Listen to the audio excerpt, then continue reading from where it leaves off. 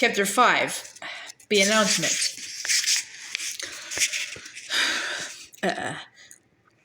The great square of Florin City was filled as never before, awaiting the introduction of Prince Humperdinck's bride-to-be, Princess Buttercup of Hammersmith. The crowd had begun forming some 40 hours earlier, but up to 24 hours before, there were still fewer than 1,000. But then, as the moment of introduction grew nearer, from across the country the people came. None had ever seen the princess, but rumors of her beauty were continual, and each was less possible than the one before. At noontime, Prince Humperdinck appeared at the balcony of his father's castle and raised his arms. The crowd, which by now was at the danger size, slowly quieted. There were stories that the king was dying, that he was already dead, that he had been dead long since, that he was fine. My people, my beloveds, from whom we draw our strength, today is a day of greeting. As you must have heard, my honored father's health is not what it once was. He is, of course, 97, so who can ask more? As you also know, Florin needs a male heir. The crowd began to stir now. It was to be this lady they had heard so much about. In 3 months, our country celebrates its 500th anniversary. To celebrate that celebration, I shall, on that sundown, take from my wife, the Princess Buttercup of Hammersmith. You do not know her yet, but you will meet her now. And he made a sweeping gesture, and the balcony door swung open, and Buttercup moved out beside him on the balcony. And the crowd, quite literally, gasped. The 21-year-old princess far surpassed the 18-year-old mourner. And her figure faults were gone, the two bony elbows having fleshed out nicely. The opposite pudgy wrist could not have been trimmer. Her hair, which was once the color of autumn, was still the color of autumn, except that before she had tended it herself, whereas now she had 5 full-time hairdressers who managed things for her. This was long after hairdressers, in truth. Ever since there had been women, there had been hairdressers, Adam being the first, though the King James scholars do their very best to muddy this point. Her skin was still wintry cream, but now, with 2 handmaidens assigned to each appendage and 4 for the rest of her, it actually, in certain lights, seemed to provide her with a gentle, continually moving, as she moved, glow.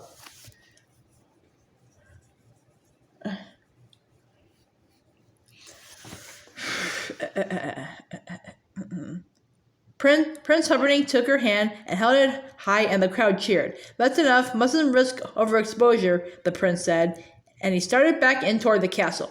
They have waited, some of them, so long, Buttercup answered. I would like to walk among them. We do not walk among commoners unless it is unavoidable, the prince said. I have known more than a few commoners in my time, Buttercup told him. They will not, I think, harm me.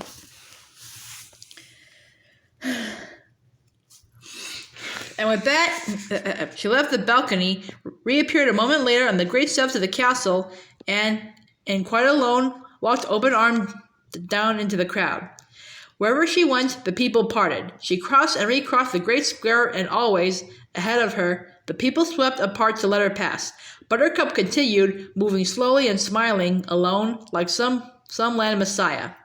Most of the people there would never forget that day. None of them, of course, had ever been so close to perfection, and the great majority adored her instantly. There were, to be sure, some who, while admitting she was pleasing enough, were withholding judgment as to her quality as a queen. And, of course, there were some more who were frankly jealous. Very few of them hated her, and only 3 of them were planning to murder her. Buttercup naturally knew none of this. She was smiling, and when people wanted to touch her gown, well, let them. And when they wanted to brush their skin against hers, well, let them do that too. She had studied hard to do things royally, and she wanted very much to succeed, so she kept her posture erect and her smile gentle, and that her death was so close would have only made her laugh if someone had told her. But in the farthest corner of the great square, in the highest building in the land, deep in the deepest shadow, the man in black stood waiting. His boots were black and leather. His pants were black and a shirt.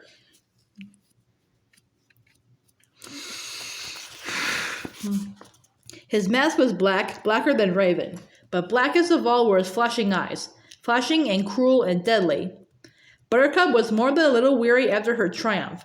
The touching of the crowds had exhausted her, so she rested a bit, and then, toward mid-afternoon, she changed into her riding clothes and went to fetch horse. This was the one aspect of her life that had not changed in the years preceding. She still loved to ride, and every afternoon, weather permitting or not, she rode alone for several hours in the wild land beyond the castle. She did her best thinking then. Not that her best thinking ever expanded horizons. Still, she told herself, she was not a dummy either, so as long as she kept her thought to herself, well, where was the harm? As she rode through woods and streams and heather, her brain was a whirl. The walk through the crowds had moved her, and in a way most strange. For even though she had done nothing for 3 years now but trained to be a princess and a queen, today was the first day she actually understood that it was all soon to be a reality. And I just don't like Humperdinck, she thought. It's not that I hate him or anything, I just never see him. He's always off someplace or playing in the zoo of death. To Buttercup's way of thinking, there were two main problems. One, was it wrong to marry without like? And two, if it was it too late to do it? Was it too late to do anything about it?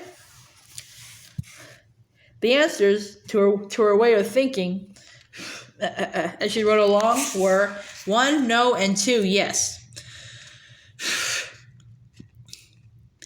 It wasn't wrong to marry someone you didn't like. It just wasn't right either. If the whole world did it, that wouldn't be so great, well, with everybody kind of grunting at everybody else as the years went by. But of course, not everybody else did it, so forget about that. The answer to 2 was even easier. She had given her word she would marry. That would have to be enough. True, he had told her quite honestly that if she said no, he would have to have her disposed of in order to keep respect for the crown at its proper level. She still could have, had she so chosen, said no.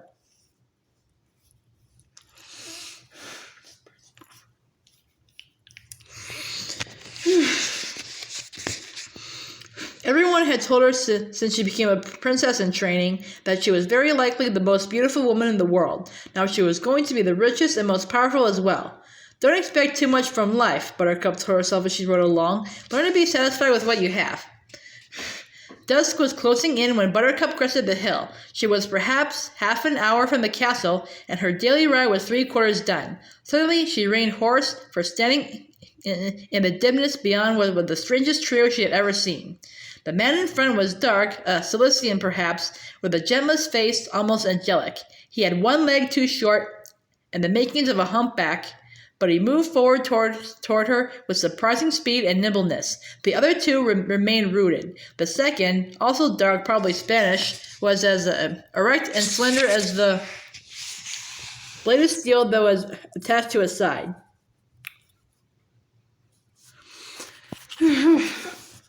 The third man, mustachioed, perhaps a Turk, was easily the biggest human being she had ever seen. A word, the Sicilian said, raising his arms. His smile was more angelic than his face. Buttercup halted. Speak. We are but poor circus performers, the Cilician explained. It is dark and we are lost. We were told there was a village nearby that might enjoy our skills. You were misinformed, Buttercup told him. There is no one, not for many miles. Then there will be no one to hear you scream, the Sicilian said, and he jumped with frightening agility toward her face. That was all that Buttercup remembered. Perhaps she did scream, but if she did, it was more from terror than anything else, because certainly there was no pain. His hands expertly touched places on her neck, and unconsciousness came. She awoke to the lapping of water. She was wrapped in a blanket, and the giant Turk was putting her in the bottom of a boat. For a moment she was about to talk, but then, when they began talking, she thought it better to listen. And after she had listened for a moment, it got harder and harder to hear, because of the terrible pounding of her heart. I think you should kill her now, the Turk said. The less you think, the happier I'll be, the Sicilian answered. There was the sound of rippling cloth. What is that? The Spaniard asked. The same as I attached to her saddle. The Sicilian replied. Fabric from the uniform of an officer of Guilder. I still think, the Turk began. She must be found dead on the Guilder frontier, or we will not be paid the remainder of our fee. Is that clear enough for you?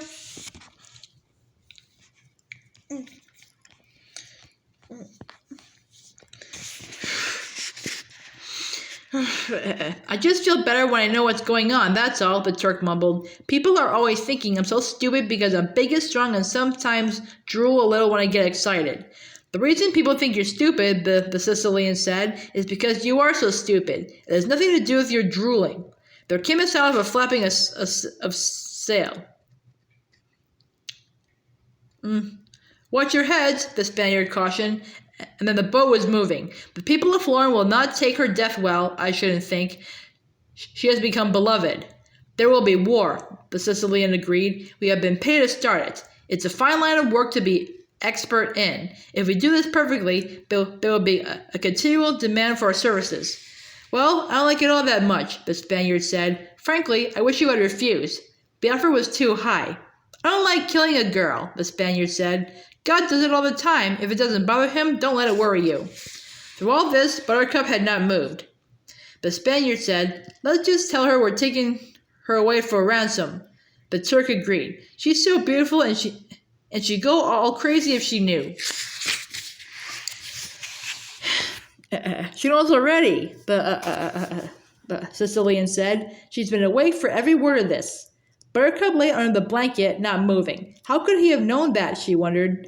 How can you be sure, the Spaniard asked. The Sicilian senses all, the Sicilian said. Conceited, Buttercup thought. Yes, very conceited, the Sicilian said. He must be a mind reader, Buttercup thought. Are you giving it full sail? The Sicilian said. As much as is safe, the Spaniard answered from the tiller. We have an hour on them, so no risks yet. It will take our horse perhaps 27 minutes to reach the castle, a few minutes more for them to figure out what happened, and, since we left an obvious trail, they should be after us within an hour. We should reach the cliffs in 15 minutes more, and, with any luck at all, the Guilder frontier at dawn when she dies. Her body should be quite warm when the prince reaches her mutilated form. I only wish we could stay for his grief. It should be Homeric.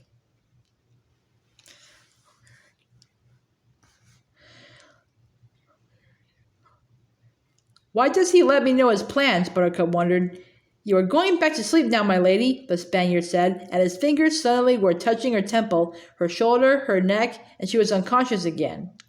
Buttercup did not know how long she was out, but they were still in the boat when she blinked, the blanket shielding her, and this time, without daring to think, the Sicilian would have known it somehow. She threw the blanket aside and dove deep into Florin Channel. She stayed under for as long as she dared and then surfaced, starting to swim across the moonless water with every ounce of strength remaining to her. Behind her in the darkness there were cries. Go in, from the Sicilian. I only dog paddle, from the Turk. You're better than I am, from the Spaniard. Buttercup continued to leave them behind her. Her arms ached from effort, but she gave them no rest. Her legs kicked and her heart pounded. I can hear her kicking, the Sicilian said. Veer left.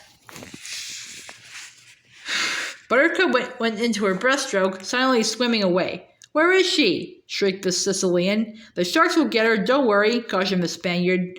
Oh dear, I wish you hadn't mentioned that, thought Buttercup. Princess, the Sicilian called, do you know what happens to sharks when they smell blood in the water? They go mad. There is no controlling their wildness. They rip and shred and chew and devour, and I'm in a boat, Princess, and there isn't any blood in the water now, so we're both quite safe, but there is a knife in my hand, my lady. If you don't come back, I'll cut my arms, and I'll cut my legs, and I'll catch the blood in a cup, and I'll fling it as far as I can, and sharks can smell blood in the water for miles, and you won't be beautiful for long.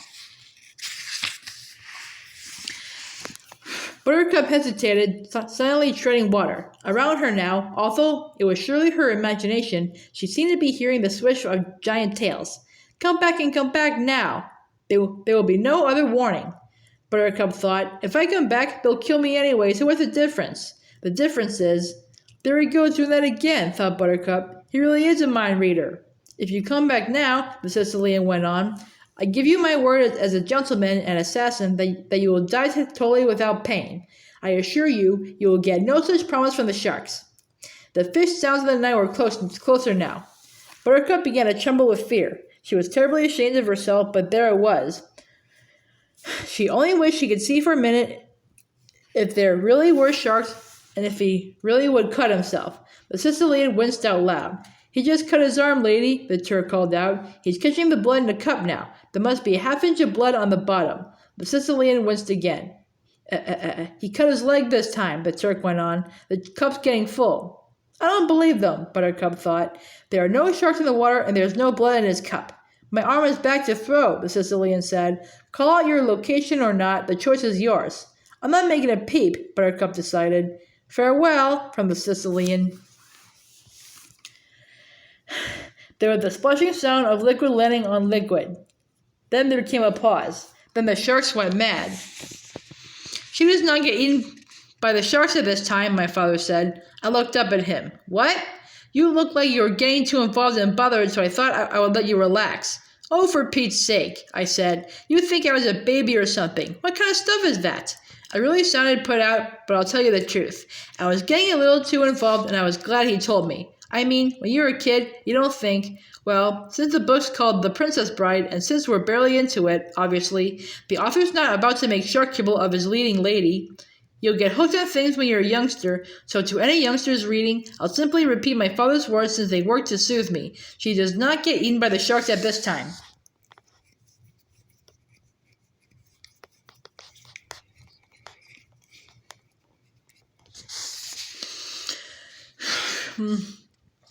Then the sharks went mad. All around her, Buttercup could hear them beeping and screaming and thrashing their mighty tails.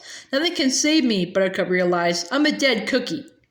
Fortunately, for all concerned save the sharks, it was around this time that the moon came out. There she is, shouted the Sicilian, and like lightning, the Spaniard turned the boat, and as the boat drew close, the Turk reached out a giant arm, and then she was back in the safety of her murderers while all around them, the sharks bumped each other in wild frustration. Keep her warm, the Spaniard said from the tiller, tossing his cloak to the Turk. Don't catch cold, the Turk said, wrapping Buttercup into the cloak's folds. It doesn't seem to matter all that much, she answered, seeing you're killing me at dawn.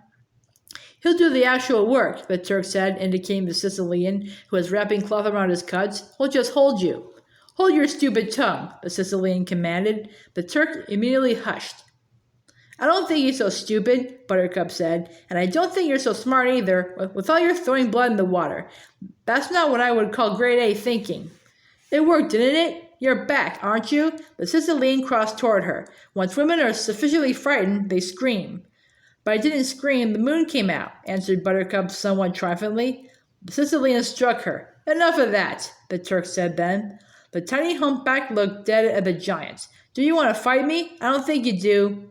No, sir, the Turk mumbled. No, but don't use force. Please, force is mine. Strike me if you feel the need. I won't care. The Sicilian returned to the other side of the boat. She would have screamed, he said. She was about to cry out. My plan was ideal, as all my plans are ideal. It was the moon's ill timing that robbed me of perfection. He scowled unforgivingly at the yellow wedge above them. Then he stared ahead. There, the Sicilian pointed. The cliffs of insanity. And there they were, rising straight and sheer from the water, 1,000 feet into the night. They provided the most direct route between Florin and Guilder, but no one ever used them, sailing instead the long way, many miles around. Not that the cliffs were impossible to scale, 2 men were known to have climbed them in the last century alone. Sail straight for the steepest part, the Sicilian commanded. The Spaniard said, I was. Buttercup did not understand. Going up the cliffs could hardly be done, she thought, and no one had ever mentioned secret passages through them. Yet here they were, sailing closer and closer to the mighty rocks, now surely less than a quarter mile away. For the first time, the Sicilian allowed himself to smile. All is well. I was afraid your little jaunt in the water was going to cost me too much time. I had allowed an hour of safety. There must still be 50 minutes of it left. We are miles ahead of anybody and safe, safe, safe. No one could be following us yet? The Spaniard asked. No one, the Sicilian assured him. It would be inconceivable. Absolutely inconceivable? Absolutely, totally. And in all other ways, inconceivable, the Sicilian reassured him. Why do you ask? No reason, the Spaniard replied. It's only that I just happened to look back and something's there. Beyond worlds, something was indeed bare. Less than a mile behind them, across the moonlight, was another sailing boat, small, painted what would look like black, with a giant sail that billowed black in the night, and a single man at the tiller, a man in black. The Spaniard looked at the Sicilian. It must just be some local fisherman out for a pleasure cruise alone at night through shark-infested waters. There was probably a more logical explanation, the Sicilian said, but since no one in Guilder could know yet what we've done, and no one in Florin could have gotten here so quickly, he is definitely not, however much it may look like it, following us. It is coincidence and nothing more. He's gaining on us, the Turk said. That is also inconceivable, the Sicilian said. Before I stole this boat we're in, I made my inquiries as to what was the fastest ship in all of Florin Channel, and everyone agreed it was this one. You're right, the Turk agreed, staring back. He isn't gaining on us. He's just getting closer, that's all. It is the angle we're looking from and nothing more, said the Sicilian. Buttercup could not take her eyes from the great black sail. Surely the three men she was with frightened her. But somehow, for reasons she could never begin to explain, the man in black frightened her more. All right, look sharp, the Sicilian said then, just a drop of edginess in his voice. The cliffs of insanity were very close now. The Spaniard maneuvered the craft expertly, which was not easy, and the waves were rolling in toward the rocks now, and the spray was blinding. Buttercup shielded her eyes and put her head straight back, staring up into the darkness toward the top, which seemed shrouded and out of reach.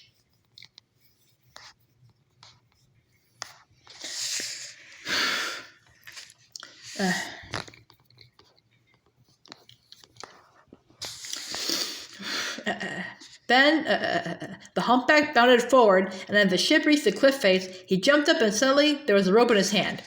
Buttercup stared in silent astonishment. The rope, thick and strong, seemed to travel all the way up the cliffs. As she watched, the Sicilian pulled at the rope again and again, and it held firm. It was attached to something at the top, a giant rock, a towering tree, something. Fast now, the Sicilian ordered. If he is following us, which of course is not within the realm of human experience, but if he is, we've got to reach the top and cut the rope off before he can climb up after us. Climb? Buttercup said. I will never be able to. Hush, the Sicilian ordered her. Get ready, he ordered the Spaniard. Sink it, he ordered the Turk. And then everyone got busy. The Spaniard took a rope, tied Buttercup's hands and feet. The Turk raised a great leg and stomped down at the center of the boat, which gave way immediately and began to sink. Then the Turk went to the rope and took it in his hands. Load me, the Turk said. The Spaniard lifted Buttercup up and draped her body around the Turk's shoulders. Then he tied himself to the Turk's waist. Then the Sicilian hops clung to the Turk's neck. All aboard, the Sicilian said. This was before trains, but the expression comes originally from carpenters loading lumber. This was well after carpenters. With that, the Turk began to climb. It was at least 1,000 feet, and he was carrying the three, but he was not worried. When it came to power, nothing worried him. When it came to reading, he got knots in the middle of his stomach. And when it came to writing, he broke out in a cold sweat, and when addition was mentioned, or worse, long division, he always shamed the subject right away.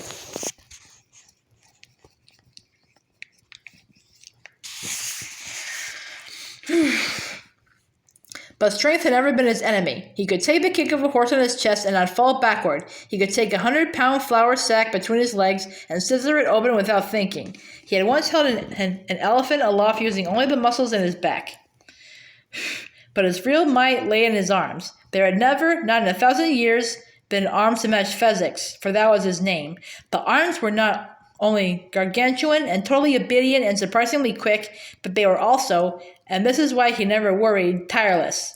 If you gave him an axe and told him to chop down a forest, his legs might give out from having to support so much weight for so long, or the axe might shatter from the punishment of killing so many trees, but Fezzik's arms would be as fresh tomorrow as today. And so, even with the Sicilian on his neck and the princess around his shoulders and a Spaniard at his waist, Fezzik did not feel in the least bit put upon. He was actually quite happy, because it was only when he was requested to use his might that he felt wasn't a bother to everybody. Up he climbed, arm over arm, 200 feet now and above the water, 800 feet now to go. More than any of them, the Sicilian was afraid of heights. All of his nightmares, and they were never far from him when he slept, dealt with falling. So this terrifying ascension was most difficult for him, perched as he was on the neck of the giant, or should have been most difficult, but he would not allow it. From the beginning, when a child he realized his hump body would never conquer worlds, he relied on his mind. He trained it, fought it, brought it to heel. So now, 300 feet in the night and rising higher, while he should have been trembling, he was not. Instead, he was thinking of the man in black. There was no way anyone could have been quick enough to follow them. And yet, from some devil's world, that billowing black sail had appeared. How? How? The Sicilian flogged his mind to find an answer, but he only found only failure. In wild frustration, he took a deep breath and, in spite of his terrible fears, he looked back down toward the dark water.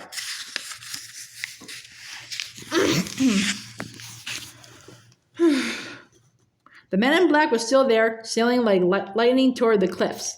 He could not have been more than a quarter mile from them now. "Faster!" the Sicilian commanded. "I'm sorry," the Turk answered meekly. "I thought I was going faster."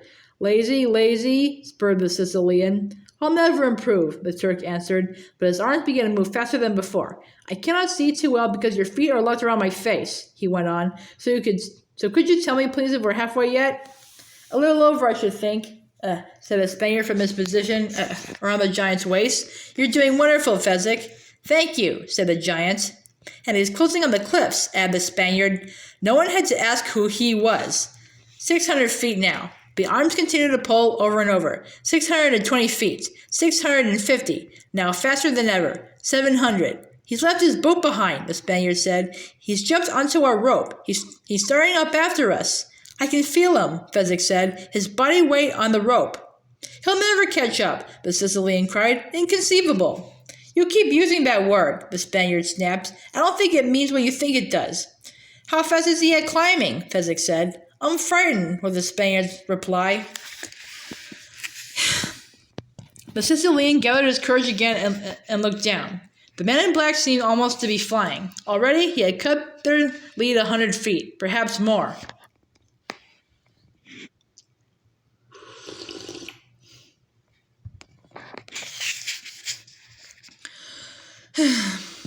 "I thought you were supposed to be strong," the Sicilian shouted. "I thought you were this great mighty thing, and yet he gains." "I'm carrying 3 people," Fezzik explained. "He has only himself and—" "Excuses are the refuge of cowards," the Sicilian interrupted. He looked down again. The man in black had gained another 100 feet.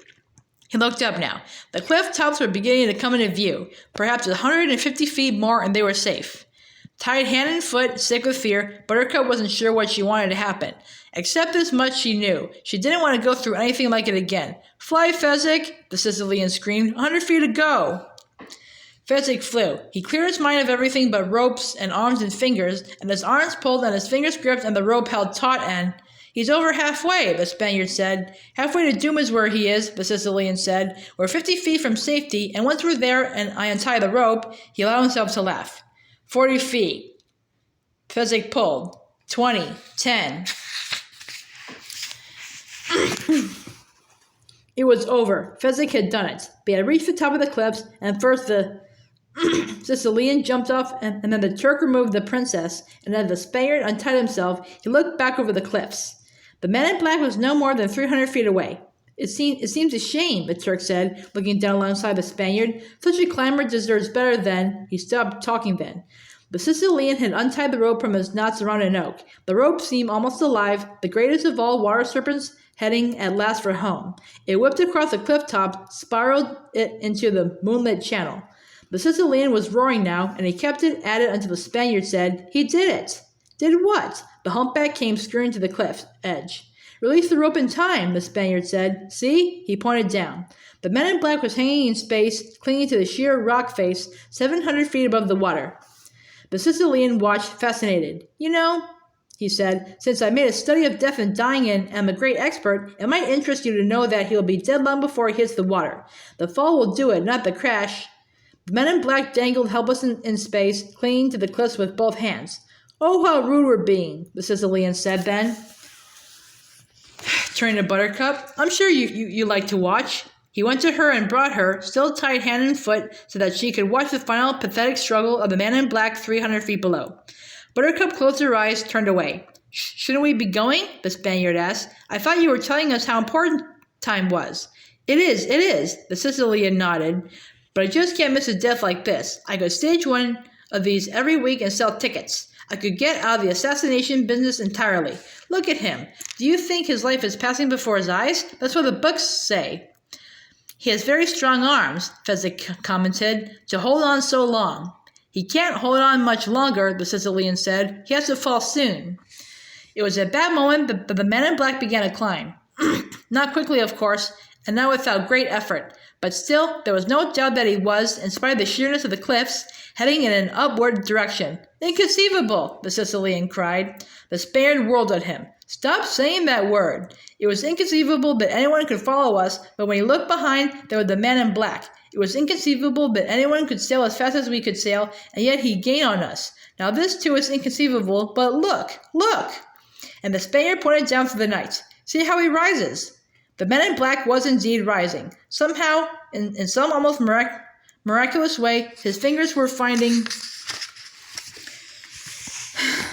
holes in the crevices, and he was now perhaps 50 feet closer to the top, farther from death. The Sicilian advanced on the Spaniard now, his wild eyes glittering at the insubordination. I have the keenest mind that has ever been turned to unlawful pursuits, he began. So when I tell you something, it is not guesswork, it is fact.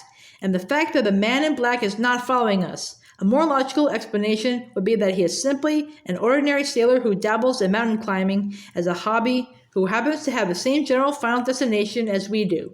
That certainly satisfies me, and I hope it satisfies you. In any case, we cannot take the risk of his seeing us with the princess, and therefore one of you must kill him. Shall I do it? The Turk wondered. The Sicilian shook his head. No, Fezzik, he said finally. I need your strength to carry the girl. Pick her up now and let us hurry along. He turned to the Spaniard. We'll be heading directly for the frontier of Guilder. Catch up as quickly as you can once he's dead. The Spaniard nodded. The Sicilian hobbled away. The Turk hoisted the princess, began following the humpback.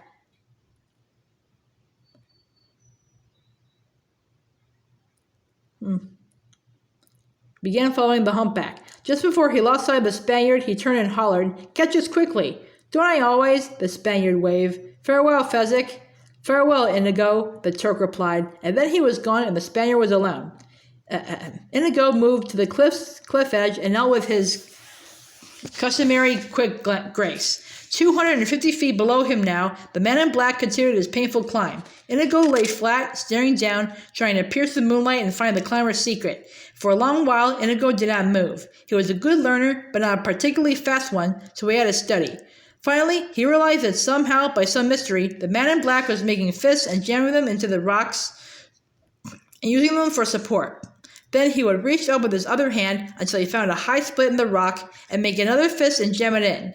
Whenever he could find support for his feet, he would use it, but mostly it was the jammed fist that made the climbing possible. Inigo marveled. What a truly extraordinary adventure this man in black must be. He was close enough now for Inigo to realize that the man was masked, a black hood covering all but his features. Another outlaw? Perhaps. Then why should they have to fight and for what? Inigo shook his head. It was a shame that such a fellow must die, but he had his orders, so there it was. Sometimes he did not like the Sicilian's commands, but what could he do? Without the brains of a Sicilian, he, Inigo, would never be able to command jobs of this caliber. The Sicilian was a master planner. Inigo was a creature of the moment. The Sicilian said, kill him, so why waste sympathy on the man in black? Some day someone would kill Inigo, and the world would not stop to mourn. He stood now, quickly jumping to his feet, his blade-thin body ready for action. Only the man in black was still many feet away. There was nothing to do but wait for him. Inigo hated waiting, so to make the time more pleasant, he pulled from the scabbard his only love, the six-fingered sword. How it danced in the moonlight! How glorious and true! Inigo brought it to his lips, and with all the fervor in his great Spanish heart kissed the metal